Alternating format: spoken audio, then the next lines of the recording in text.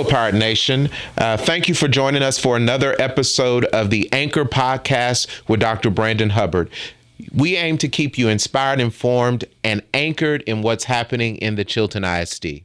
Today, Pirate Nation, we are blessed and fortunate to have two of the greatest people that I've met in recent years with us on the Anchor Podcast. We have Dr. Stephen Ponder, who's a pediatric endocrinologist, and we have Miriam Varela, who's with Texas A&M as a AgriLife program specialist. Thank both of you for joining us today on the Anchor Podcast. We'll start, Miriam, ladies first, right? We'll start with you and just tell us what you do and who you are. My name is Miriam Varela, and like you mentioned, I'm part of the Texas A&M AgriLife Extension family as a program specialist. For the last 2.5 years, we have been coming to the Falls County community to assess and trying to bridge the gap in between resources, health resources especially, and the community. So we did some assessments and we spoke with the community, focus groups, interviews, things like that, just to learn what the needs were and trying to come up with ideas how to bridge that gap and how to bring those resources to the community. And in doing so, we have come up with different programs and events that we do throughout the county. And one of them it's our really well-received Health Expo. Yes. We have paired up with the Back to School here in Chilton from last year, and we're doing it again this year. And how that reaching out and trying to understand the needs of the community, that's what made me reach out to the school district and send an email to Dr. Hubbard, and then he answered back. And that's how our relationship started, just trying to see what he saw the needs, and then from that interview came up all these other things that we have been working on through the last 2 years. Actually. Good. And it's ever growing. It's ever growing. Yes, sir. We also have with us Dr. Stephen Ponder. Now, I told you he was a pediatric endocrinologist. So, Dr. Ponder, first, help us understand what a pediatric endocrinologist does. Well, thank you very much, Dr. Hubbard, for having me here today. Yes, sir. A pediatric endocrinologist serves the needs of children that have hormonal deficiencies or even hormonal excesses as healthcare problems. The ones that immediately come to mind for most people are diabetes, thyroid disorders, disorders of growth, disorders of puberty, which go in either direction, either too short, too tall, too early to develop, too late to develop. Or, as I said earlier, diabetes, which is a very prevalent problem in the community to begin with. So I and my colleagues serve the children with those needs, prescribing medications, devices, and most importantly, providing education, just like you do to children. I provide education from a medical standpoint, so we have a lot in common out there. I'm here today in my capacity as the medical director of the Feed My Sheep Children's Free Clinic. As demonstrated by the shirts we have on. We have on in our shirt here. And I was it was an honor to meet you through Miriam almost 2 years ago. Yes, sir. Discussing this earlier. And having had a very successful expo last year, which I know we're going to build upon through this podcast for an equally excellent or even above excellent program coming this summer. Definitely. So, the Feed My Sheep organization, tell us a little bit about that organization. Well, it was really a grassroots organization founded by myself and Mr. Jim Hornsby, the late Mr. Jim Hornsby. There's a small story behind that. In 2015, he and I were both members of the Temple Breakfast Lions Club, which is also very active in our program now. Anyway, we were having breakfast. I was the residency director for pediatrics at the time, and he had founded Feed My Sheep a few years earlier, which is a feeding center for people in the Bell County area who are at risk for nutrition problems, homelessness, and so on. He started to mention how many children he saw coming through the feeding line every day that looked like they needed help because they were either uninsured or unhoused. And I said, well, I have a number of residents who I would like to get involved with community advocacy. So one thing led to another very quickly. And then 3 months later, we founded the clinic at the Feed My Sheep facility in East Temple, and it grew rapidly over the next several years to where it is today. We started out in a very small confines of the office. We rapidly outgrew that, and we started moving out to schools, to community centers, to churches to implement the program. And all along the way, we had other groups, other nonprofit groups join us that wanted to be participating with us. Dentists, physical therapists, other medical specialties.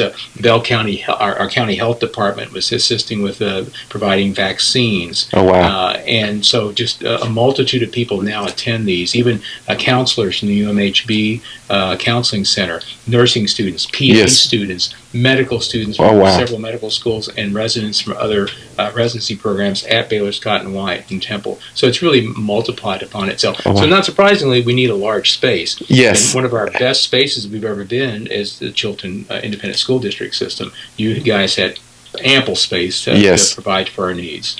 So let's talk about that. Last year, we were able to do our first ever Back to School Health Expo in Chilton.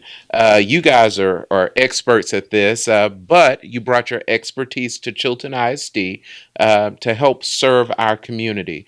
That's important to me because oftentimes Chilton ISD, Falls County, rural poor, is often an underserved community as it relates to medical resources and just other resources. So you guys brought your expertise to us. Miriam, can you tell us a little bit about the organizations that were involved last year and how many families, students you think were impacted by that health expo in August of 2023?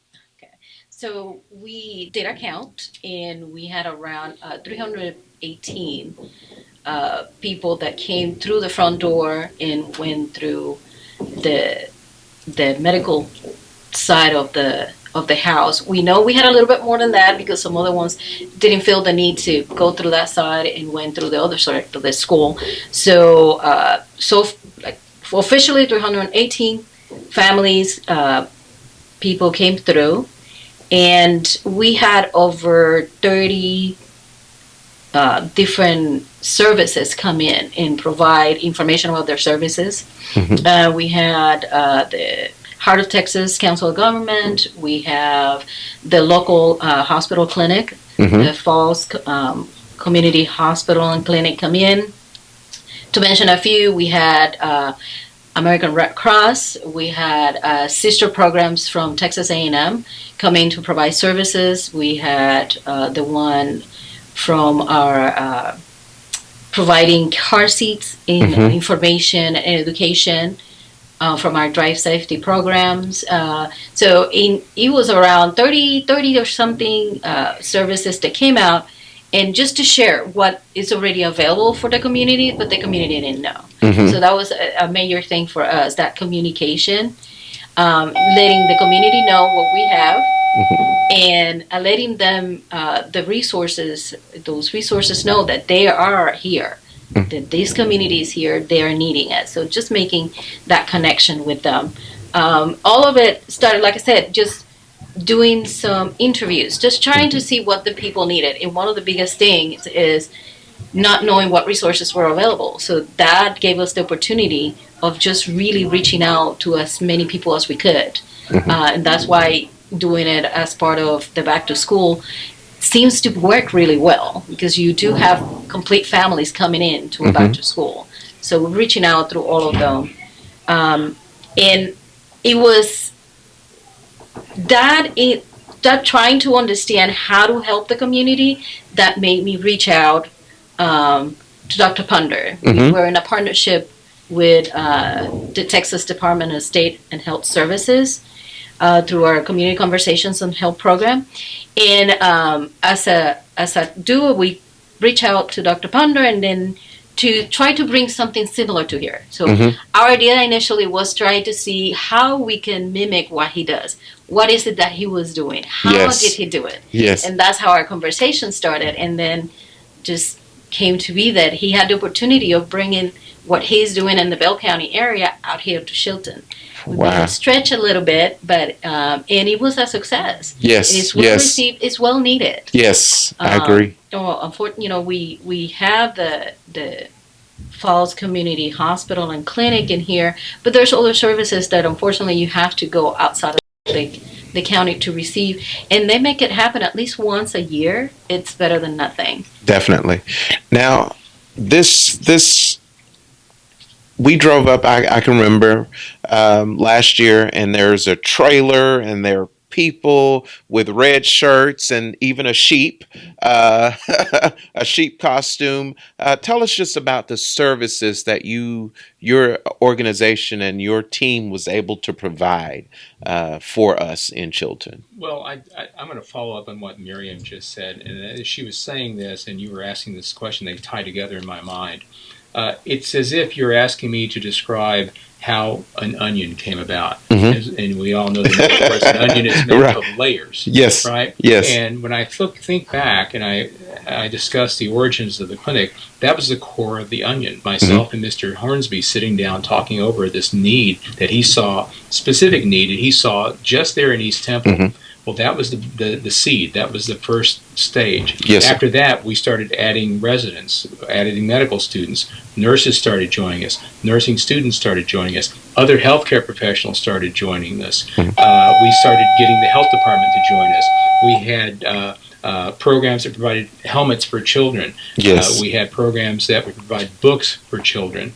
We had physical therapists join us and occupational therapists. All of these happened over time. And so it's like adding layers upon layers upon layers. And even at the clinic we had last year with you, we joined forces with another group that was providing shoes for children. Several of the places will bring wardrobe and clothing. We were in Gatesville, and they brought massive amounts of winter clothing for children. So all of these things are just layered upon each other, and now we have this huge onion, for lack of a better metaphor, but that's how it came about. It's not as if we had this grandiose plan and we sat down in August of 2015 and said, we're going to have all these services, and we're going to wait until we have them all present, we're going to roll them out all at once. That is not the way this one works. Wow. I think if you look at a lot of the other initiatives, many that are grassroots are very much like this. They start out as a small idea, and they become a big operation over time. They have to have a gardener, and they have to have a gardener. Miriam is a gardener. You are a gardener. I am a gardener. We have to make sure we tend to the garden and make sure all the things are there that need to be present to provide the product we want to share with the community. And yes, it is a challenge. Yes. Many of the things that I get from for donations, I've been fortunate just through happenstance to run into organizations that will donate our medical equipment to us. I happened to be at a meeting in Albuquerque, New Mexico, literally sitting next to somebody like you in a similar situation, discussing over lunch. This woman was in charge of the national organization called Direct Relief. And she said, I'm going to put you on our list of things you can ask for, requests for medical supplies. Oh, wow. Mr. Hornsby had already communicated with AmeriCares, which is another international relief agency, which provides us a list of supplies. Well, through my connections at Scott and White, there is a faith-based initiative called the Joel Allison, Faith in Action Initiative, which has an outlet in Waco and in Dallas. So I drive up there, and there's all these supplies that are not destined for a landfill, but they were medical supplies that are still useful, and we get to choose from those at no cost to us. Oh, wow. So all of our supplies are collected through those sources and generous donations from the community. We've written grants to foundations to get money for the storage.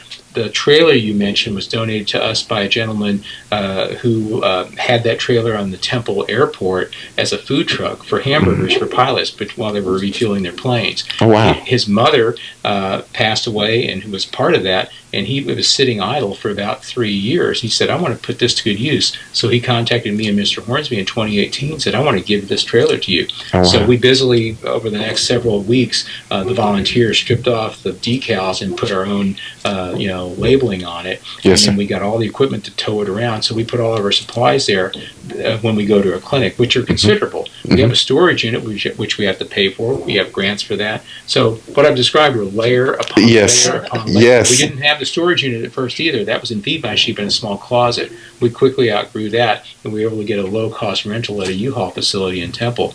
Everything was all through the goodwill of the community and a lot of just, elbow grease on the part of people like us who are the gardeners. Wow. So, gardeners, this massive onion that has grown layer by layer, and we've been gardening in preparation for the August 2024 event, Health Expo, that will be back in Chilton ISD, where we hope to serve many in the community. Miriam, can you tell us a little bit about when and where and So it's going to be August 17th from 9 to 12. Again, on a Saturday, bright and early, for all of us to come in here, provide the services that Dr. Ponder brings in with his Feed My Sheep and free clinic for the children.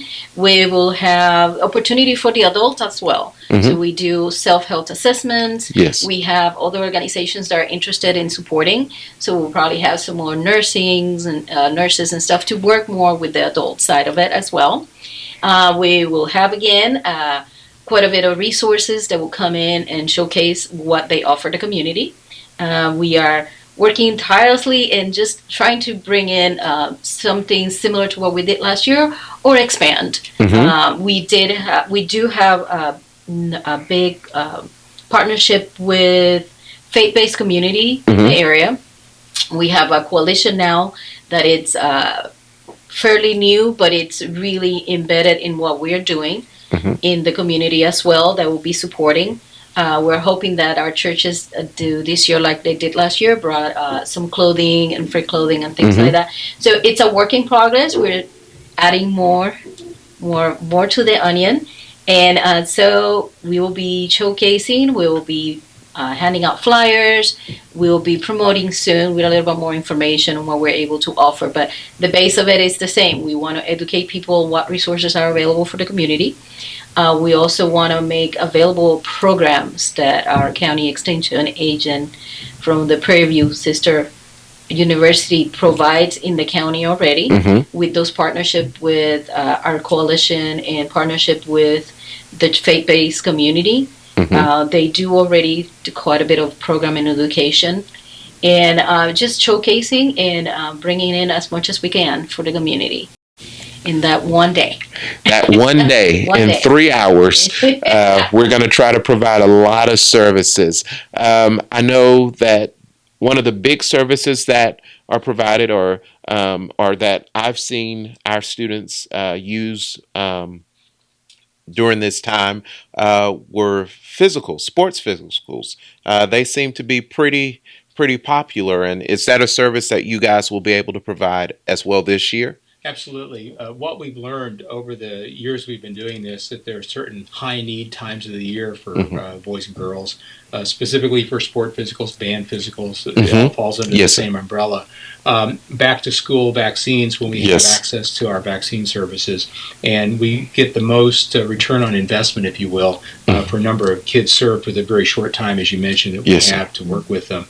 We have tried doing the clinics in off months, sometimes the weather, sometimes just the time of year. And quite frankly, everyone's a volunteer there, and they have obligations with their academics and their personal lives. So it's sometimes hard for us to do things in May and June with graduations coming up. And so it's hard even to get volunteers in. So we had to be really judicious with how we use our volunteers and how much we can ask of them, because everyone literally is a volunteer. Nobody gets paid a cent to do any of this. It's totally a volunteer effort on everyone's part. We're just blessed to have the donations we've received, and it does fall on the back of a certain number of hardworking people to make sure the trailer's brought to the right place, the things are loaded and unloaded. Schedules are made, and you're looking at the person does a lot of that, like you're looking at with her, to make sure we have the people we need. And then you finally have that unknown element, which is I never know for sure who's going to show up when you have a free walk-in clinic. Right. We have had a huge entourage of volunteers be present, and only had just a handful of people show up. So it's always been a challenge for me to promote this. Why I think this is such an important venue to do a podcast. We've used electronic signage. We put everything in schools in other districts. We put it on community bulletin boards, Yes, sir. newspapers. Done all of these things: radio, TV announcements, everything we could to raise awareness. But the population we're trying to serve may not always be seeing those forms of media. So we found that direct advertising through schools, because kids all go to school, Yes, sir. and getting the flyers in their backpacks when they go home is a very helpful way to reach people too.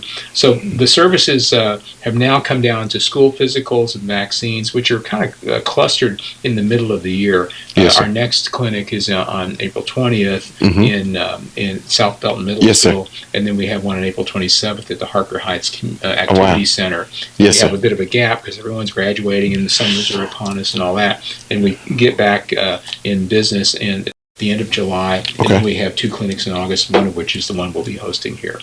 Wow. So you're pretty busy.